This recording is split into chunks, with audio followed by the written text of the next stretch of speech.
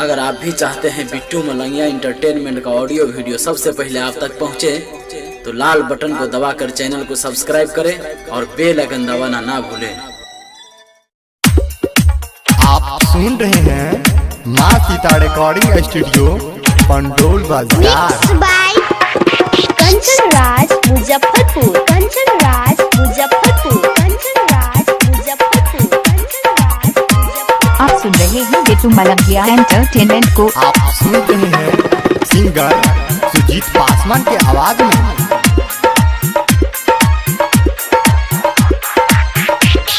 सुन हे गए जान के ले हमरो परेशान, सब कुछ सेट करा देबो। एक डीजे वाला चौरा से हम सेट करा देबो, एक डीजे वाला चौरा से हम सेट करा देबो। सुन हे गए जान के ले हमरो परेशान, सब कुछ सेट करा देबो। एक डीजे वाला चौरा से हम सेट करा देबो, एक डीजे वाला चौरा से हम सेट करा देबो। डीजे बिट्टू मलंगिया, बिट्टू मलंगिया, मधुबनी, मधुबनी।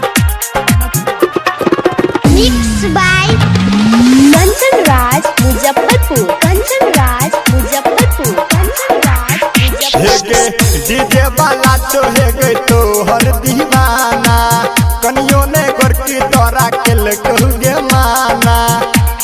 सुनी गे डीजे वाला तो है गई तो हर दीवाना, कनियो ने गोरकी तोरा के लियोगे माना। सुन हे गे जान तोरा केल को परेशान, सब कुछ सेट करा देबो। एक डीजे वाला चौरा से हम सेट करा देबो, एक डीजे वाला चौरा से कांटेक्ट करा देबो। DJ Bittu Malangiya, Bittu Malangiya, Madhubani, Madhubani. Mix by Kanchan Raj Muzaffarpur, Kanchan Raj Muzaffarpur, Kanchan Raj Muzaffarpur, Kanchan Raj Muzaffarpur. DJ पचर डोरी कमर हिलई है, नमरी 500 जखन तो रह गई दे तो। सुनली गए डीजे पचर डोरी कमर हिलई है, नमरी 500 जखन तो रह गई दे तो। सुन गे बंगाल वाली के ला तू कमाल, सब कुछ सेट करा देबो। एक डीजे वाला चौरा से हम सेट करा देबो, एक डीजे वाला चौरा से कांटेक्ट करा देबो। डीजे बिट्टू मलंगिया, बिट्टू मलंगिया, मधुबनी, मधुबनी।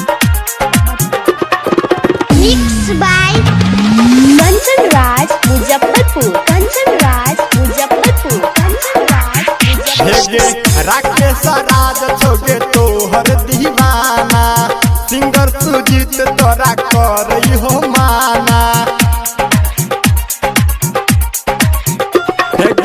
राकेश राज छोगे तो हर दीवाना, डीजे अभिषेक कर हो माना।